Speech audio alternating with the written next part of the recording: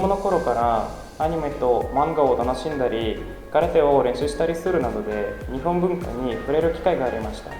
大学生の頃、日本人の作家の本も読むようになりました。数年後、変わらず日本文化に興味を持っていたので、日本語を勉強してみようかなと思って日本語コースに参加しました。日本語を勉強し始めた時、日本語はすぐに気に入ったので、できるだけ上手になりたいと思って留学することにしました。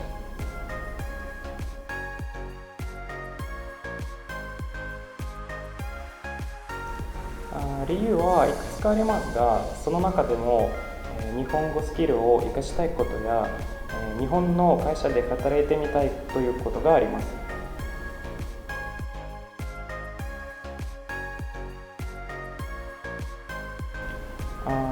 日本に来る前に約2年間日本語を勉強していました。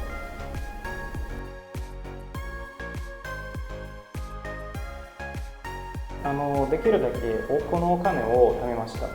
また来日したばかりの時に銀行口座を作ったり、通信会社と契約したり、区役所に必要な資料を提出したりするなどしなければならない手続きに関して調べていました。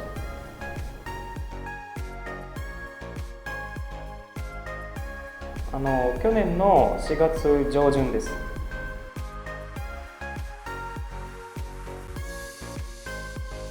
インターネットで日本語学校の情報を調べているときに、千駄ヶ谷外国語医の偶然に見つけました。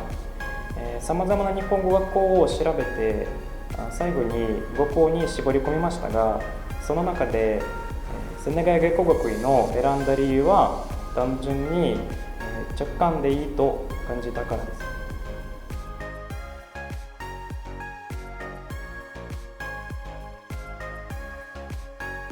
日本語の基本的な知識はもちろん、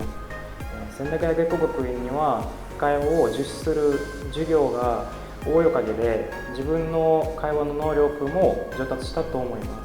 す。その他に、千駄ヶ谷外国院にはビジネス日本語の授業もあります。そのおかげでビジネスメールの書き方、敬語の使い分け、ビジネスマナーなどが身につきました。入学した1年後です。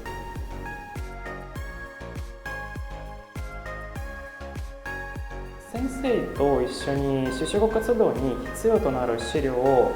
作成したり、面接の練習を行ったりしていました。その他にさまざまな人材紹介会社の情報を調査して利用したいサービスを選択しました。最後に僕の準備をしておきました。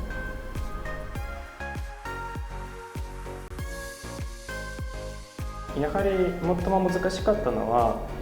実際に面接を受けることだったと思います。なぜならば、面接を受けるときは緊張するので、日本語で話したり、自分の実力を発揮したりするのはかなり難しくなってしまうからです。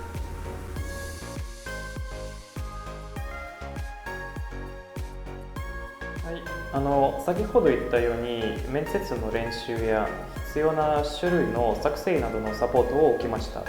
その他に千駄ヶ谷には募集している会社を探して資料を提出するサポートもあるようなので、利用してみるのがいいと思います。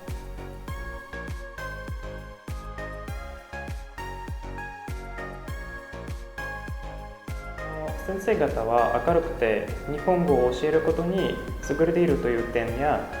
学校は山手線に近いので、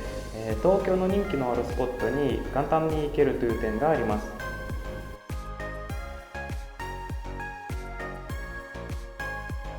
自分の夢を叶えるために勇気を出して前に突き進みましょう。